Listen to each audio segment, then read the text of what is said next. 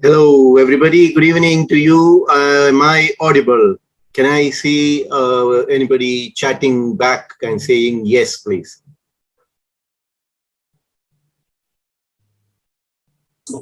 Thank you very much. Thank you very much. Yeah, I would request all of you to kindly have your mics muted during the program. And a little later, we would be opening up for taking questions as well.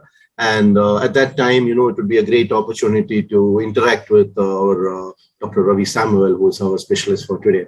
So once again, ladies and gentlemen, I thank you very much for joining this wonderful session, which is about enhancing marital relationships and the relationships within marriages and through the building of bridges. Today, we have an expert, Dr. Ravi Samuel, who is a leading psychotherapist based out of Chennai in India. And we have attendees today from many parts of the region, especially from India. We have attendees joining us all the way from Qatar, and we also have participants joining us from Sri Lanka as of now. So we may still have a few more coming in from other countries as well. So thank you for taking time out to discuss a very important topic that is close to everybody's heart. At the end of the day, we all want to be happy. And one of the key elements of being happy is having a happy marriage. And not everybody is entirely successful at the beginning or through the process of marriage, especially after a few years of married life, we run into certain tribulations and certain challenges. So what are these issues? Why do they happen? And what can we do to overcome a lot of this so that at the end of the day, we will all have bliss in our married life? This is the topic that our guest, Dr. Ravi Samuel, will be presenting to us today. May I request Dr. Ravi Samuel to kindly switch on your video and come onto the scene, please, and start your screen shares. Good evening, Doctor. Welcome to the program. Good evening to you, and welcome to you and everyone who have joined us. Thank you, everyone, for joining us in this wonderful program. This is mainly to brainstorm how we can enhance our marriage experience. Some of these thoughts may challenge your already existing coping mechanism. Some of the thoughts presented here may even open up new thought process in your minds. I want to spend this evening to open up, not just listen to me and go and lead the same old life, but I want some change in the trajectory in which your marriages are going. Not necessarily you need to have problems to listen to this. Enhancing marriage is very important because it's a key element of one's life. And sadly, the concept of marriage is taking a backseat in many people's lives because of work, because of the pressure from social media. The time spent on mobile phones is much higher than people spend time with each other. In all my sessions, I request the couples to have face-to-face session. What is that? To look at the person and talk, not look at your mobile and talk, not look at the television and talk, not read your newspaper and talk, to have face-to-face session. Some of these that I'm presenting are from what is happening right now. In any marriage relationship, the beginning is very rosy. They take pictures, videos, pre-marriage shoot and all that. They're very nice and colorful and joyful to see them, but how well are they preparing for a marriage is a very big question, which goes unanswered. Are you ready for marriage? Financially, Are you ready for marriage in terms of personality, in terms of interpersonal relationship, in terms of adjustments? Are you ready for making compromises? When two people come and live together, we cannot expect 100% compliance and smooth functioning. There will be million points of differences, contentions, different opinions. How well we deal with conflicts is the key element to marriage, and next to that of love. If you're skilled enough to handle a conflict, then however the person is, you can have a good marriage. Marriage depends on our skills. Marriage depends on how well we have control over our own emotions and how well we can influence the other person's emotions. But sadly, these elements are not looked at. Only the grand function of marriage, inviting 1,000+ people, are focused. As a result, we see lots of marriages breaking up, particularly in the last decade or so. Some marriages break for very silliest of reasons.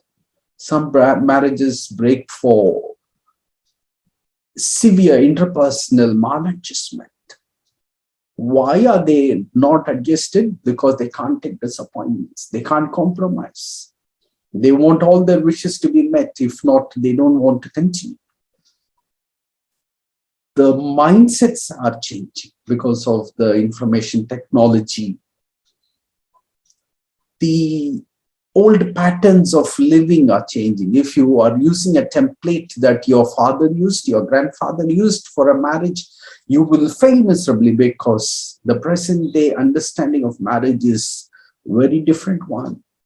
It's not about bearing with lots of responsibilities and coping with the interpersonal problems with the multiple peoples in the house. Nobody wants that.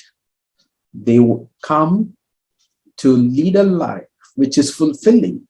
If that is not met, even remotely, they'd like to call it off.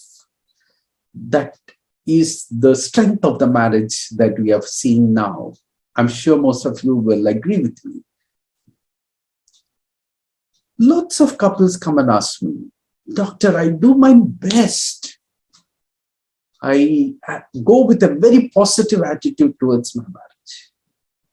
But all that I get in return are disappointments and sadness and frustration on the part of my partner. Where am I going wrong, doctor? Why is it I'm unable to have a fulfilling relationship in spite of doing my very best?" Ladies and gentlemen, marriage is not a game of logic. Here you are dealing with two minds from different backgrounds. Your best of deeds may not be good enough. Your very best attitude may be very silly to the other person. So, what do? We need to, when a design fails, we need to go back to our drawing board and redesign.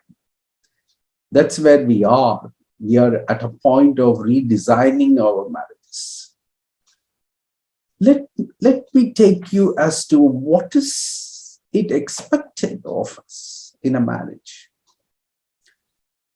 When I study people who come for help, I find that in certain areas they are very good, but in other areas they lag behind, or they are not participating at all. To give you an example, they may be very good in their personal life. They may be spending a lot of time with the partner. They may be having the best of intentions and making all the right moves, but they may be in conflict with the in-laws. Also, there is a bad tendency among couples to bully each other, sometimes silently or sometimes very actively. They will call names about the other family members, the in-laws, or ridicule the action of the in-laws. This leads to lots of hostility and animosity in a couple.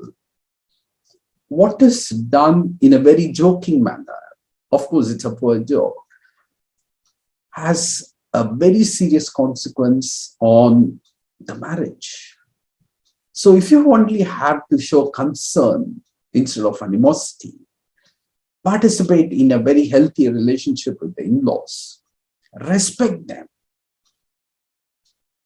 you are likely to have a very different attitude, different mindset in your partner towards you and your family members. Similarly, social, religious activities are very, very important. Not all our thought processes and behaviors are correct. When we observe other couples, we learn from them. We undo a mistake. We correct ourselves. When we talk with friends and we learn from them, we know where we have gone wrong. So lots of corrections takes place. So couple need to have couple friends so that they can observe and learn from each other. It's not that one individual is perfect or some couples are perfect. All couples are in many ways correct and in many ways wrong. And constantly we need to evolve. The day we stop evolving, then the marriage runs into conflict. That's what the functional theorists about families predict, that unless you constantly evolve to the circumstances and to the people. To give you an example, if your partner is going for work, then obviously their confidence levels will go up, their self-esteem will prop up. If you're not matching that and giving it appropriate respect, then you're likely to face conflict in that marriage. So it's very, very important to assess the situation as it is at that moment and move forward, not be at the starting point of marriage and look down on your partner for any particular reason or various reasons. So it's very important to have a 360-degree family role. You need to understand your multiple roles in marriage and try to fulfill them. You may be mediocre in certain aspects, but you cannot be scoring negative marks in these aspects. That would be detrimental for your marriage. There is no relationship, forget about marriage, there is no relationship without conflicts. Absolutely not possible. If at all there are any relationships without conflicts, then it has to be very fake one, or two people just fooling about with each other, being nice to each other. If they are true to each other, then they are likely to face very severe to very mild conflicts. In some marriages, they are issue-based. It could be based on finance, it could be based on family interactions, but it will be based on some issue. Then they resolve it and they move out of it. And then they lead a ordinary, normal, fulfilling married life. Then there are those with certain fixed factors. At the point of marriage, they would have had some agreement which would not have been met. That becomes a constant irritant for both, and they keep bringing it back and keep developing arguments and fighting and quarreling and calling names. If you want your marriage to work well, please don't do that, because it serves no purpose to keep digging at the past and to create conflicts for no purpose. Individuals sometimes go through certain emotional ups and downs, and once a month or so they would go for a severe conflict. That's the way our minds are. So we need to be aware of it and avoid those conflicting interactions. There are circumstances led factors which lead to conflict. When they go and interact with other couples or the other family members, they may develop some conflicts. For all these, you need to develop skills. You need to know where you're emotionally lacking or which part of personality you need to develop. Or sometimes it is communication skills. It's my observation that 70% of the couples do not know how to talk to each other. They talk in a very degrading manner, in a very intimidating manner, or in a way that would provoke a conflict. Much worse when there is a conflict. That's the time they are ballistic. If you are only mindful that whatever we say in anger is going to remain, and we need to be very careful about that, particularly if we don't mean it or if we have not thought about it that way. In a moment of conflict, we always say something to hurt the other person, which we may not be subscribing to. So very important that we are mindful about what we talk when we are angry, when we are in a conflict, because many a times what happens is people don't talk about the conflict that is bothering them. They talk about old issues, sometimes as old as 25 years, 30 years.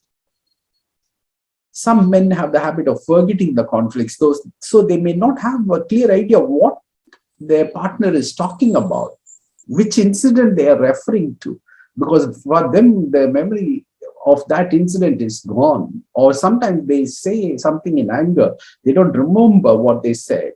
It just slips their mind. So they are kind of surprised that they said all that. Then it's a mess because you cannot kind of apologize. You don't want to go back on your word. You just don't know what to do with it. Then there are couples who are always at conflict. They are the ones who need professional support, not otherwise. So what happens in a marriage? You do your best, and conflicts are an integral part of a relationship. And sometimes your best is not good enough. Whatever you demonstrate is not good enough. So you're at a loss. You're not very clear as to why this state of dissatisfaction at all times.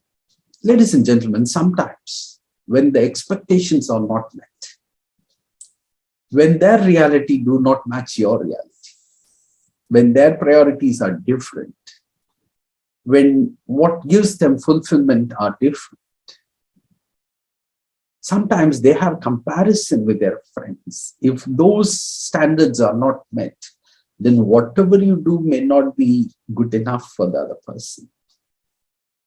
Some people have a very fantasy-based view of marriage, based on movies, based on novels that they read, based on some tabloids of stars leading a very glamorous life. That's what many people do, even among normal population. They like to post very nice pictures of holidays, going out for dinners, outings, exhibiting their wealth, exhibiting their family in a happy moment. But deep inside, they may not be exactly reflecting that. That's something they might have picked up from the tabloids and may like to present such an image. So we cannot judge people based on social media. What we see may not be what is there really. So their fantasy-based realities or their reference points might make it difficult for anybody to satisfy.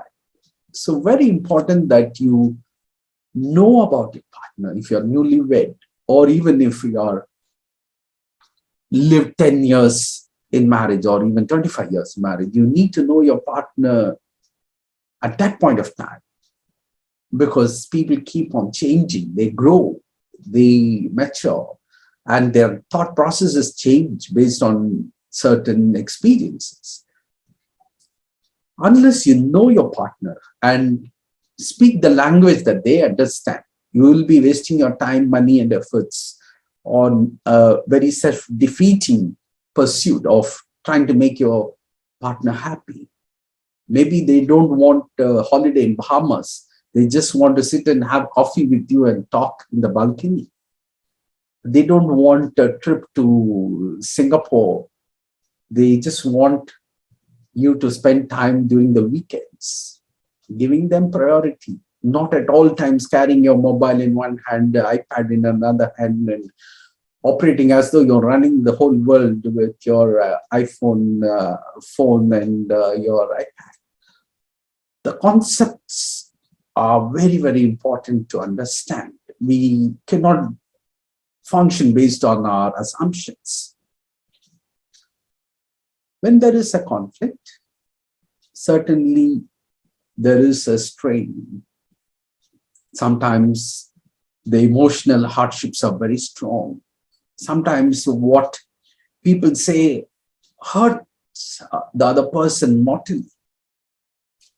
Then it influences their thoughts, their emotions, their understanding of you, and their reactions towards you.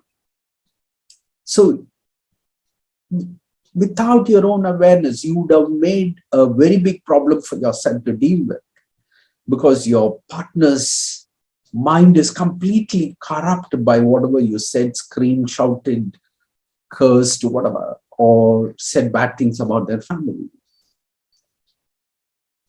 If a person is emotionally hurt, it is likely to affect their emotions, their perceptions of you. Your best of deeds would be looked at as a very selfish move to satisfy your own self.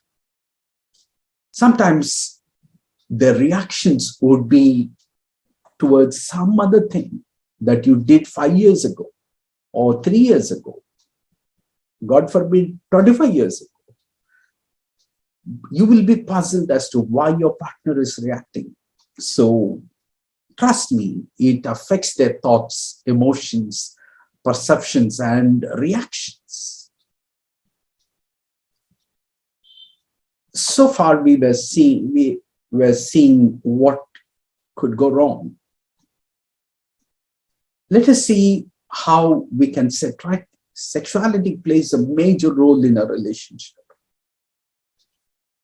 If sexuality is not fulfilled, then the couple are likely to go into high conflict zone. If sexuality is very fulfilled, then other conflicts are dealt in a very amicable manner. As again, sexuality has been a casualty the last decade or so, because less and less priority is being given to it. And many marriages are unconsummated. Non-consummated marriages are high. So we encourage couples to consummate their marriage and have regular sexual relationship, as it is feasible. In some households, privacy is an issue. In some households, all the privacy is there, but they are not going to the point. They are hugging and kissing each other and showing a lot of affection, but not getting into the act of coitus. Adjustments. How and who has to adjust is a major issue. They have seen the mother adjusting to the father. They may expect the same. That is not going to happen anymore. We need to be more tuned to the present realities. Adjustments have to be done on both sides, on a mutually agreeable ground, not for the convenience of one person because he yearns for the family, not because he is the head of the family. Such concepts, constructs do not hold good anymore. Any marriage, we need to compromise a lot. If you're not a person who is willing to compromise, then better not get married. If you're a person who is already married, then better to learn to compromise. You may want your husband to spend a lot of time with you when you travel, but he may be busy with his phone and with his laptop doing his work, then certain amount of compromise is required. If the compromise is not there, it's as good as not adjusting. You need to ask yourself, how far am I willing to compromise in this marriage? What are the things I'm willing to compromise? What are the things I need to learn to compromise? Sometimes the problem is inability to compromise, inability to accept what the partner is. We may expect our partner to level up, to grow up, to mature, to learn, instead of accepting the person. If we don't accept the person, their self-esteem will go down, and that will create a lot of resistance in the marriage. So very important to be appreciative and to be encouraging rather than be critical and degrading your partner. Instead, learn to be appreciative and encouraging. You will find your partner growing at a much higher speed than you expected. Mutual respect is very, very important. Mutual respect starts with the language that you address your partner. If you're not addressing your partner in the right language, particularly during a conflict, then that is going to lead to lots of hardships. Mutual respect at all times are very important, much more so when you enter into a conflict zone. Be mindful that you have entered into a conflict zone. You will avoid so many of the problems. If you only avoid talking in anger, if you only avoid swearing, if you only avoid referring to the past, you will avoid so many of the problems. So very important to show this mutual respect. So what are the problem-solving factors that we need to develop? One is commitment. Commitment to stay in the marriage and to work out the marriage. What may happen? If the commitment is not there, then nothing works. So we need to have the commitment to make the marriage work. If both the partners have that commitment to make the marriage work and put their minds together, hearts together, and thoughts together, any marriage will work. Recently, everybody was disturbed with the celebrities' call for divorce. Well, I don't want to go into that, but what I want to say is the commitment to stay together and work out a marriage is very, very important, for which we need to communicate. Communication is the key factor. Communicate to understand. We all communicate through convey. We want the other person to understand. We are not in any mood to listen and listen. So the first thing I want to challenge all of you is to listen to understand. Just very actively engage in a conversation and listen. What is it your partner is trying to say? Don't keep talking about your point of view all the time. This will bring a major shift of approach in your marriage. Your partner will feel happy that they are being listened to, understood, or at least some efforts are being made to understand. Do not criticize, ridicule, and belittle your partner when they are trying to talk about their issues. Give value to it, because they are the ones, they are going to be there with you. Many a times when we admit patients in ICU because they had a hemorrhage or an MI, heart attack, it is the wife who is standing there all the time.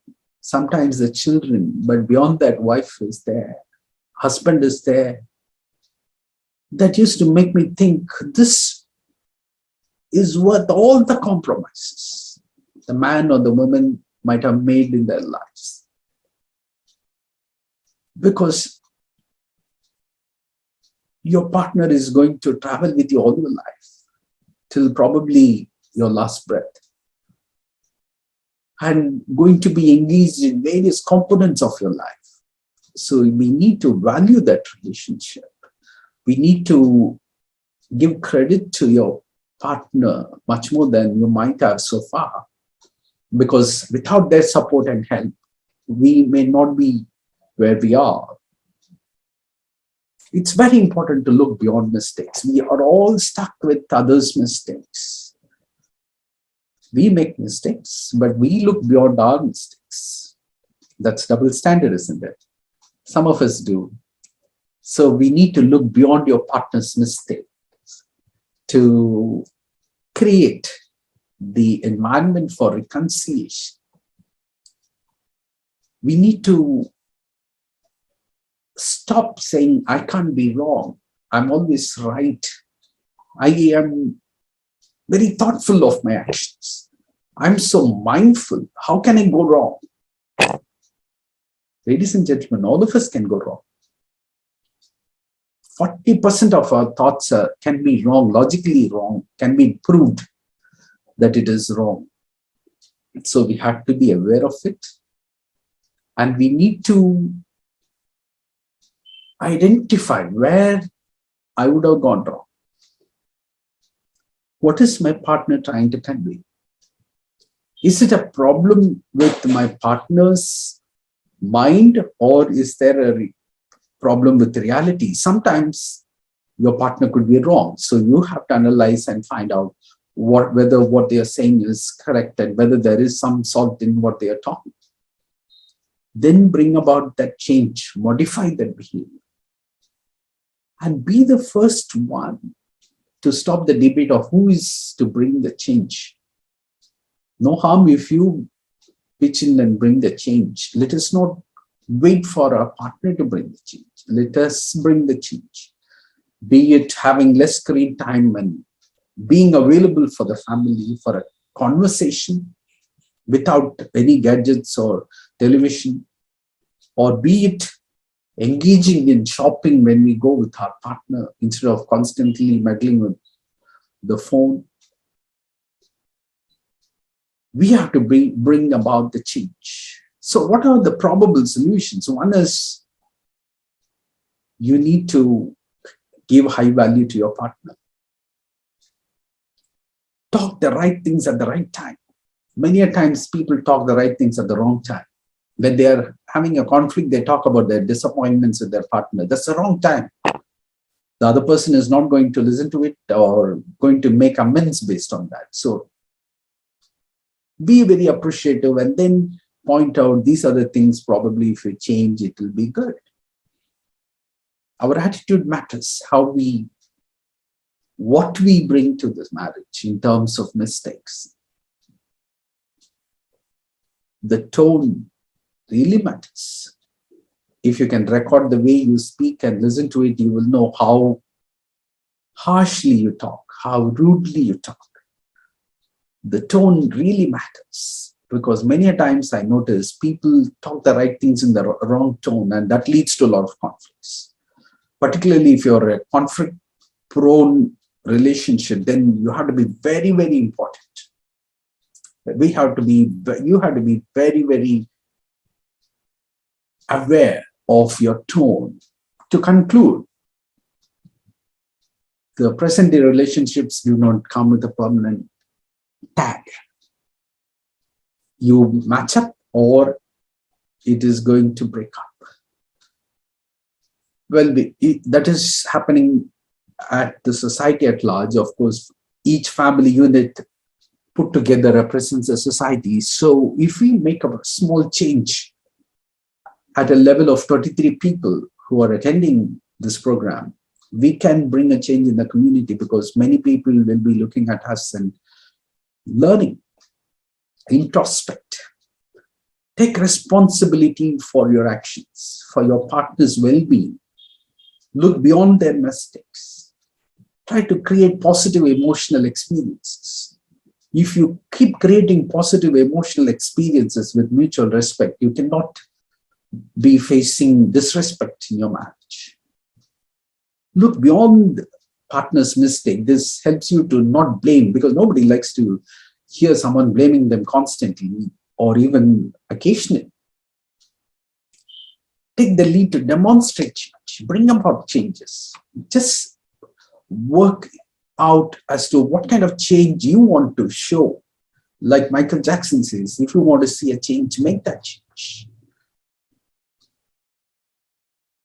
Understand your partner's narrative.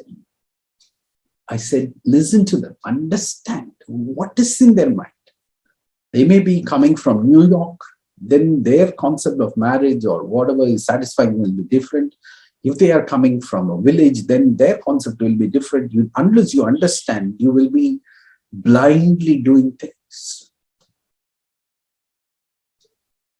Always prioritize and engage with your partner.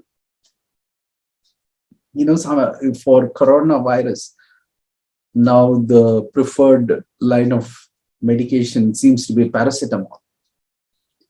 For many marriage problems, when people come to me, my preferred line of management is engage with your partner. Sit and talk. Try to understand their emotions. See what is running in their mind. What are the things that they are worried about now? Engage with your partner. Prioritize your partner.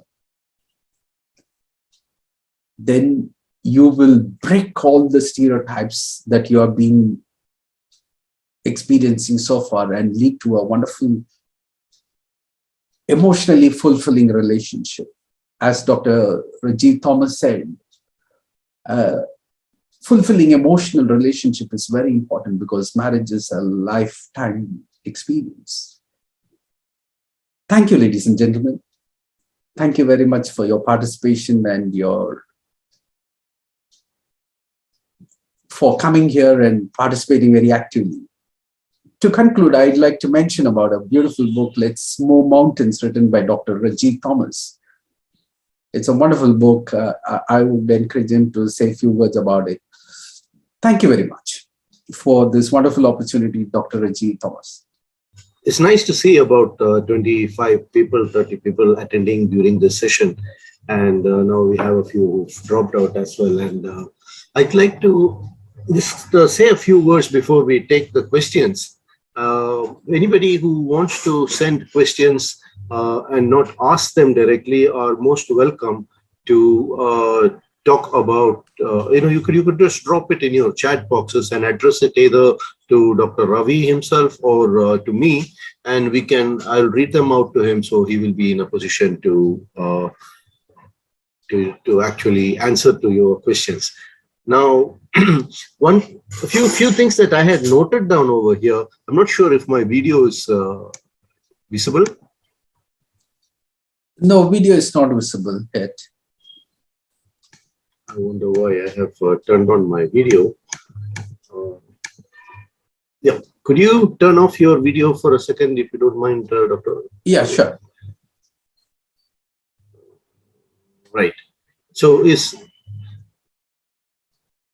one of the points that I had noted down over here is related to the different templates that you mentioned. The way that things happened in the past and the way that things are happening at present.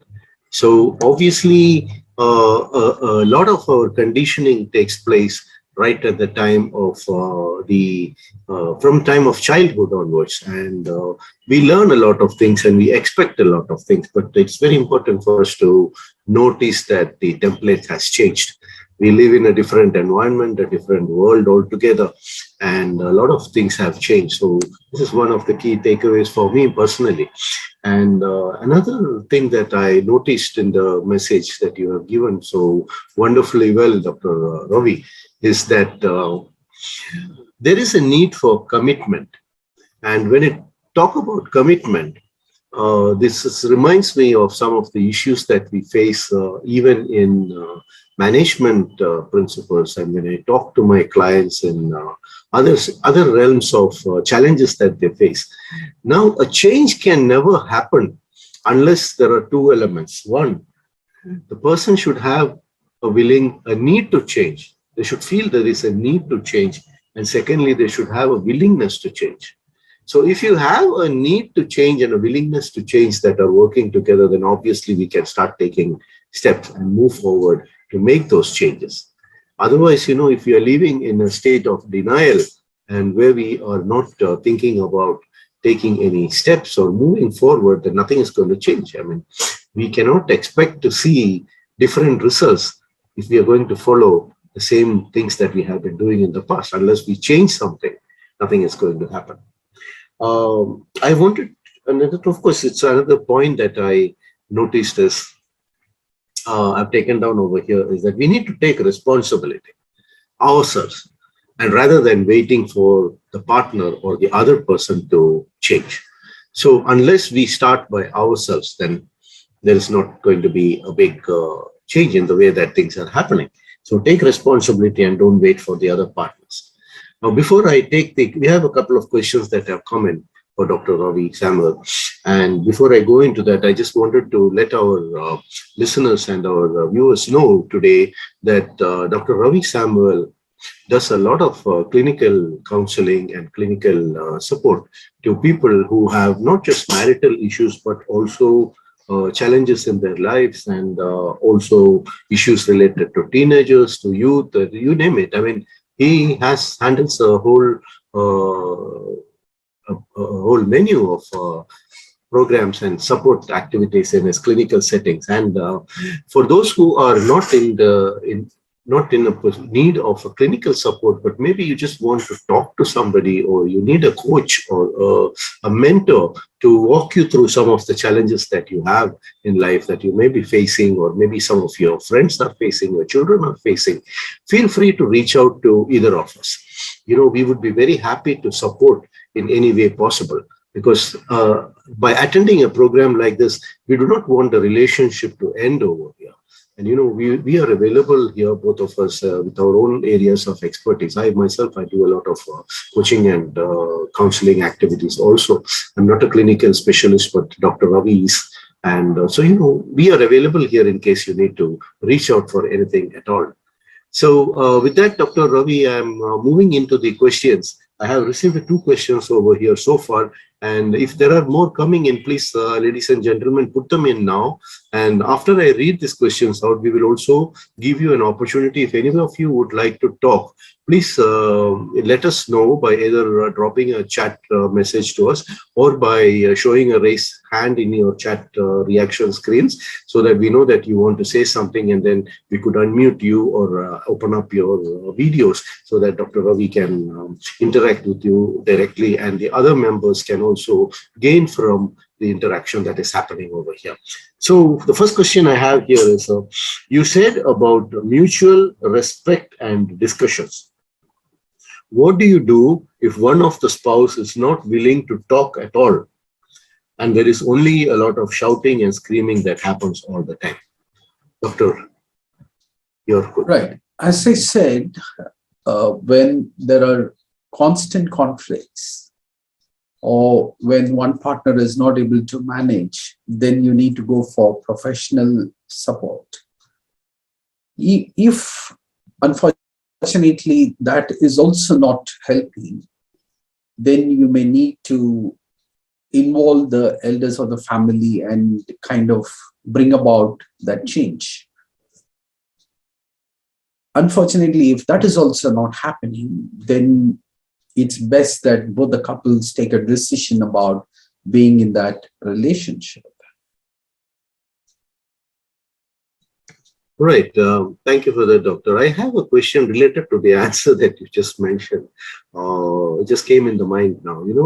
I've read somewhere that sometimes in marital issues, and if you have relationship issues, it might be better to keep your family members and your elders out of it, and maybe you can sort it out personally between the two of you. All it needs is a conversation, a healthy one. So what's your take on it? I mean, you did mention that if that did not work, then you go and talk to the elders. But does involving other family members sometimes not complicate the matter a little bit more? Right. See, it's very prudent to not involve anybody at all, not even the professionals, into your marriage, because all of us can only have an outside view of the marriage and advise according to our understanding. So it's best that at the initial level, the couple try to sort it out among themselves. If that is not possible, then it's better to involve a professional, not family member into it. If that is not working out, then there is something beyond the marriage that's the problem. Probably it's a personality factor, or probably some psychiatric disturbance that one of the partner is suffering from could be affecting their marriage. So that has to be addressed. If there is resistance in addressing that, then we have to involve the family. So it's a kind of a process that one has to look into. Thank you, Doctor. There is a question, another question that has come in over here in the chat box. It says, after all the continuous conflicts, how do we get back the same love from our partner? Due to continuous fights, there's a mutual numbness of emotions. If there is love, then there will be forgiveness. When there is forgiveness, then you're not carrying any baggage. In a relationship, if you're carrying a baggage, then you're not going to make that relationship work in your favor. So the concept of love, God knows what people mean nowadays. I really am puzzled when people come and say, I'm in love, but I can't forgive that person. So the concept of love is more in what you do rather than what you say.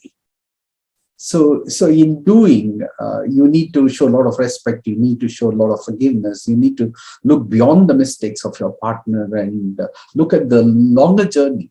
You know, when you go in a flight, you experience turbulence. You don't keep thinking about the turbulence. You are happy that you reached from point A to point B. So that should be the kind of mindset instead of holding on to emotional issues. Sometimes, as I said, people are holding on to issues with 25 years history. So we need to just let go of them in terms of better emotional experiences.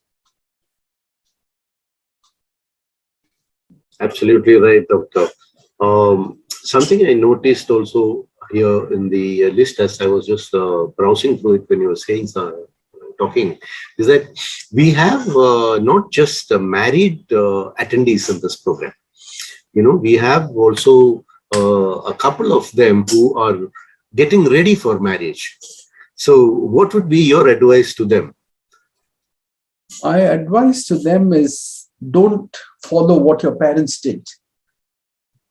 Don't follow what your grandparents did. Reinvent yourself.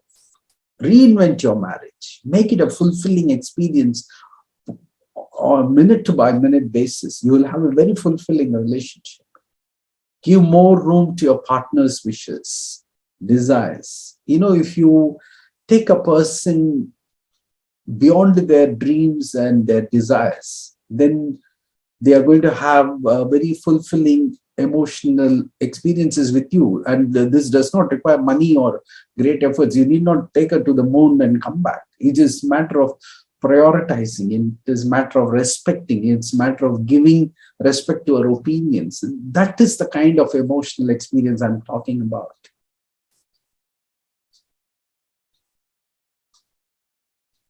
Absolutely true. Absolutely true. Because as you mentioned earlier, also the conditioning that we have gone through is a lot different from the environment that we live in today. So yes. Now I have a couple more questions that came in over here. One was related to the program. The attendee wanted to know whether we will be conducting this program again, because they wanted the spouse to attend watch the program also.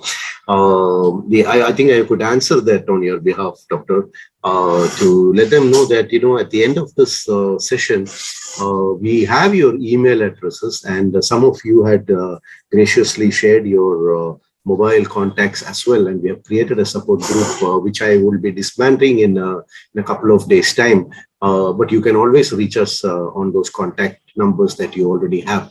But we will be sharing the recording of today's session to all the attendees after this program, hopefully by tomorrow. And also Dr. Ravi and myself, both of us will post this the recording on our Facebook pages so that you can view it later in case you have joined later or you miss something. And also you could try to get your spouses to view it. And if you still have trouble, reach out to Dr. Ravi and maybe he can get personally involved in it as well. Am I, did I answer right, Doctor? Or would you like to add? Absolutely. We have yet another question. Oh, wow, wonderful. I am getting a lot more questions coming in now. Just 1 second, I'll try to see how I can view that clearly. Okay. How to overcome the emotions when they attack parents? This is the question, Doctor. As I said, in a marriage, bullying constantly takes place, very passively, sometimes very aggressively. Unless there is a contractual ban on such abuses, there cannot be a mutually satisfying relationship, particularly for a lady. If you constantly keep abusing their parents, they are not going to be very happy with you at any point of time. Also for a man, if you are neglecting the person's parents, refusing to talk to them, sometimes even leaving the house when they visit, all these create lots of emotional strains. You know, interestingly, all of us think that the people in the West live very differently, but not very differently. There is some amount of mutual respect for each other's family that is required. And bullying and abusing need to stop. It is not a joke. It's not, we cannot have fun at the cost of another person's emotions. And much more dangerously, some people keep laughing when they are bullied someone makes fun of their parents. But deep inside, they will be very hurt and probably weeping. So you have to be very, very mindful of certain things and avoid, like how we avoid an affair in a relationship. That is a red flag. That's the end of the relationship. How infidelity is not tolerated.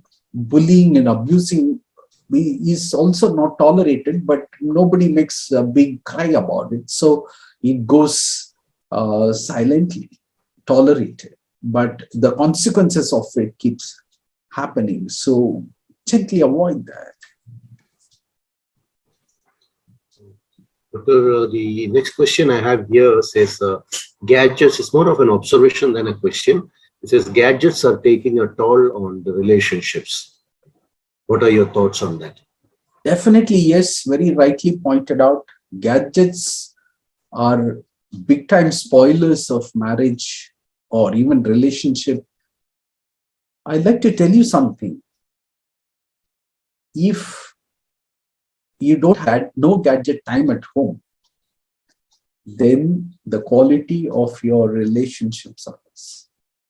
You need to have a no gadget time.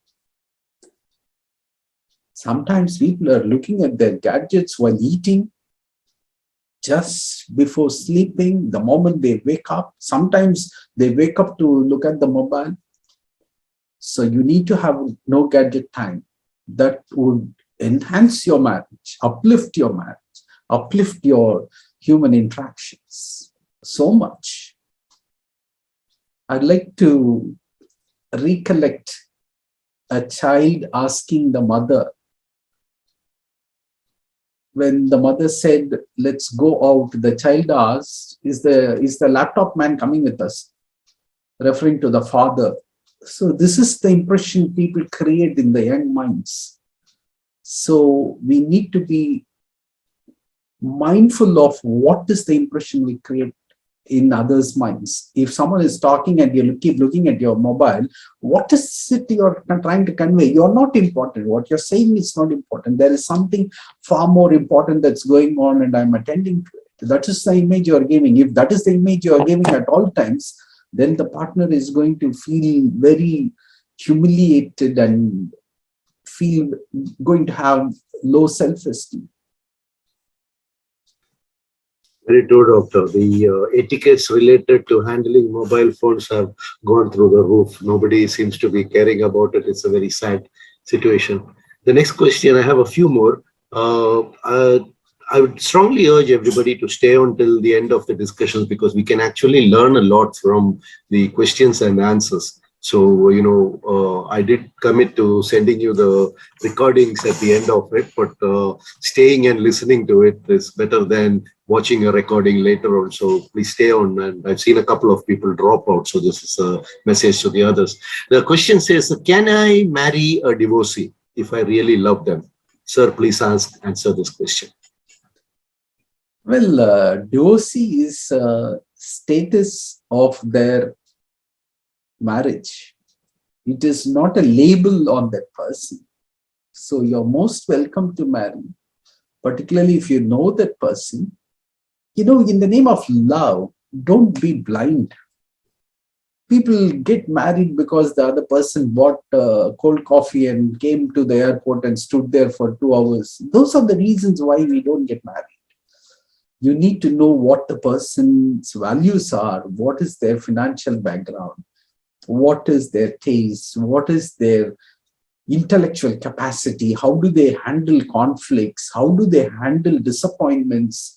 Those are the things you need to focus on and make a decision about marriage. Not blindly say you're in love because the person looks smart or the person did something for you and get into it and then sit and regret, why did I get married? Recently, a judge screamed at the lawyer who went and presented a case for divorce. They knew each other for 7 years. They got married and they were together for 14 days and they wanted a divorce. So the judge was wondering why the judge encouraged them to come to the court instead of advising them. The lawyer said, I advise them as best as I can, but still they want separation. They don't want to live together. Then what in the name of love were they doing for 7 years was the question by the judge. Definitely, I endorse that question. You need to know the person, not just hang around coffee shops, theaters, malls, and blow up your parents' money and think that you're developing the relationship. And once you're married, you know nothing about your partner, because people are generally nice in social situations. But when it comes to fulfilling responsibilities, finance, then the real face comes out.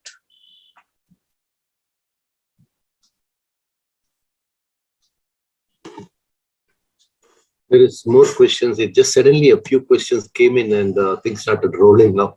There's another one that says, my husband talks derogatively on incidents that happened 25 years ago. I am as such unable to make progress and I have changed a lot since then. What to do? It should not be tolerated at all. So you need to talk to your partner that if they want a mutually satisfying relationship, they should stop these kind of derogatory remarks about the past and bullying and abusing of family members. There are certain things we tolerate in a marriage. There are certain things you should show a red flag and say this will not be tolerated. At least you keep saying the other person will feel discouraged to say so. If you are silent or if you're just bearing with it, then the other person thinks that's a way of putting you down.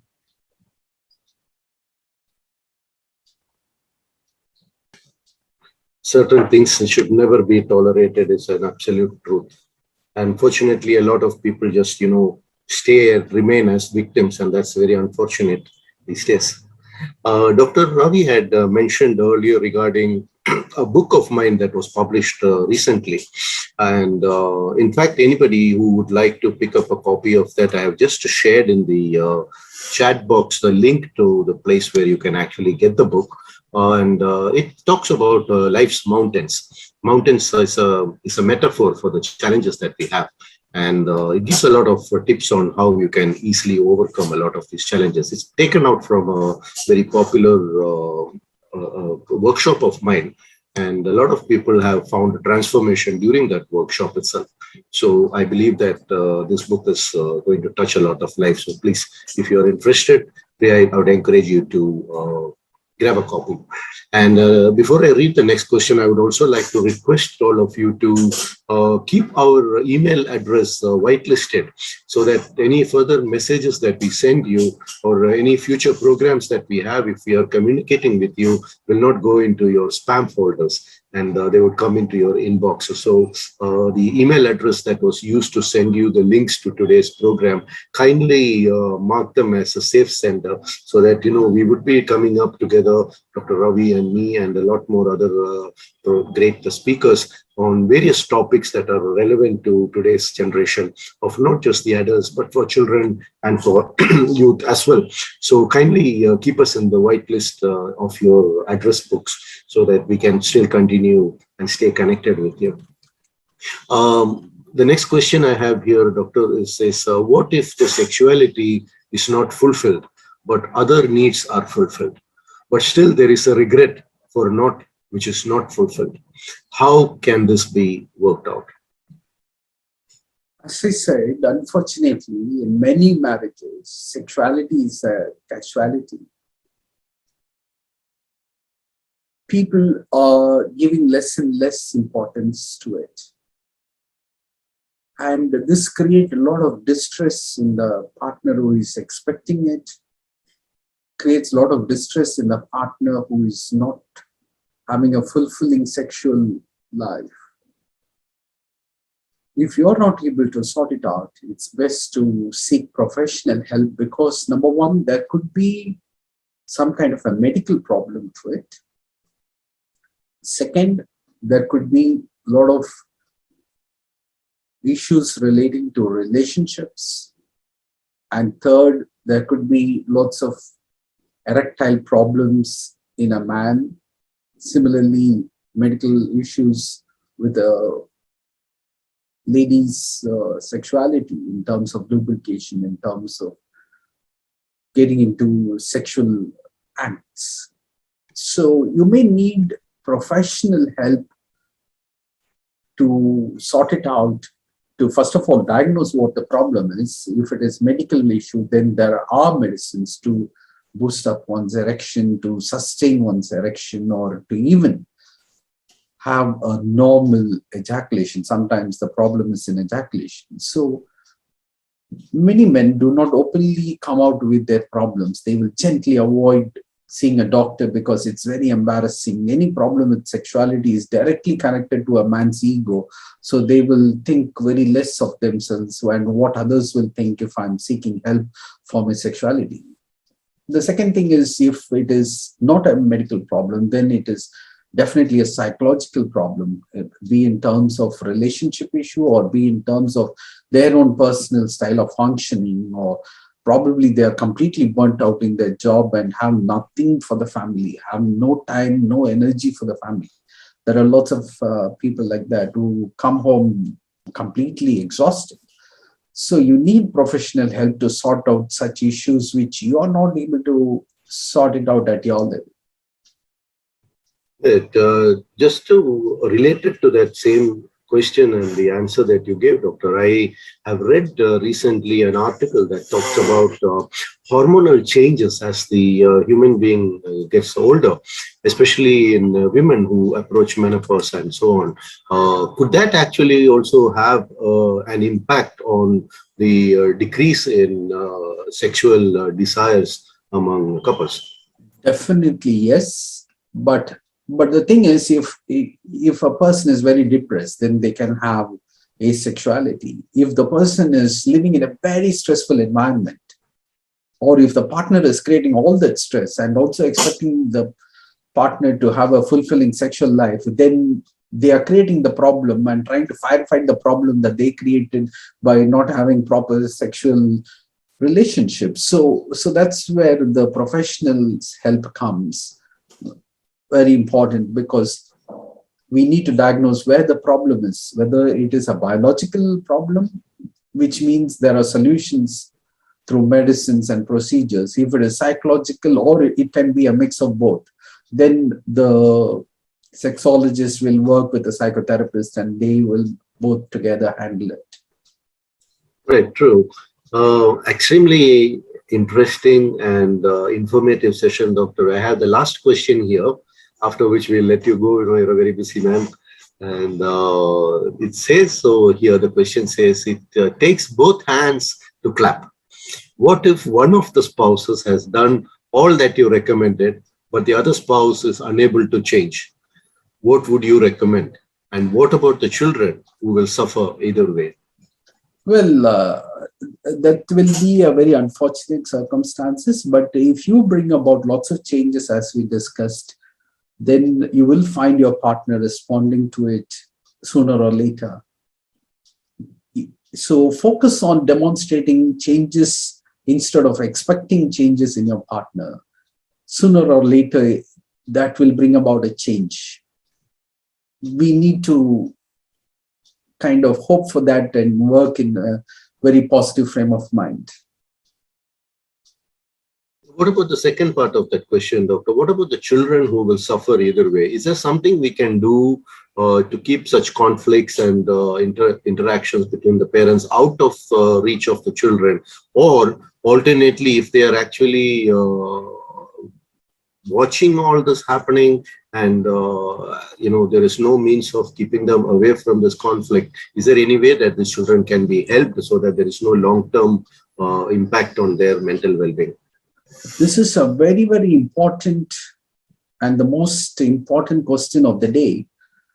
Number one, you may have a conflict and pretend to be normal when children come. The children will know that intuitively that you are pretending to be normal and you're not exactly normal. Number two, if you're quarreling and fighting in front of them, then they can develop low self-esteem, they can develop lots of emotional insecurities, and their marriage will be affected because they have been seeing a very bad marriage right in front of their eyes 24/7. Having said that, some children try to intervene into the parents' conflicts, trying to bring some normalcy or even calmness.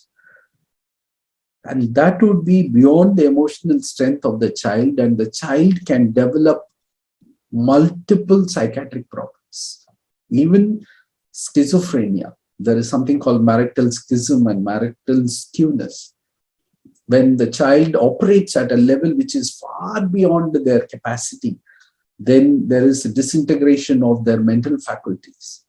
So children are direct casualty of bad marriages.